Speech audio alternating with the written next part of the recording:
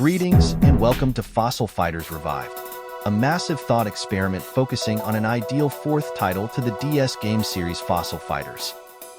This video will be showcasing Edapho, who's an effective aid in a war of attrition. First, Edapho's stances are downward and upward.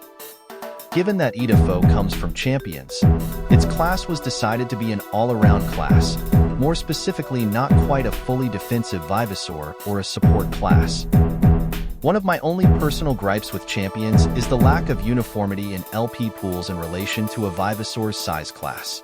And while the original game was not always perfect, only 18 of the original 100 were out of measure, while 24 of 49 Vivasaurs introduced in Champions would have either too much or too little LP, usually the former. Even more, the difference between them still is when a Vivasaur is out of measure in Fossil Fighters, it is typically only by a single 20 LP bracket.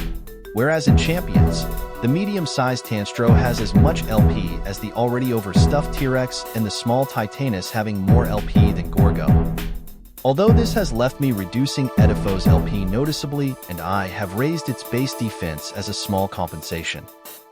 The only distinct changes made to Edapho's first skills are the minus 40 FP cost on Edapho Cyclone and the plus 20 cost on Rallying Cry.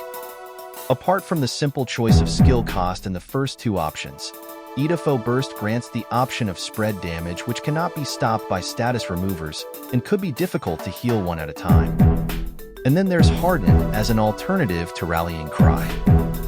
Edapho's FP absorbability is acting just as it did back in Champions, but the new Resolute ability is one of three, granting a number of immunities to several statuses.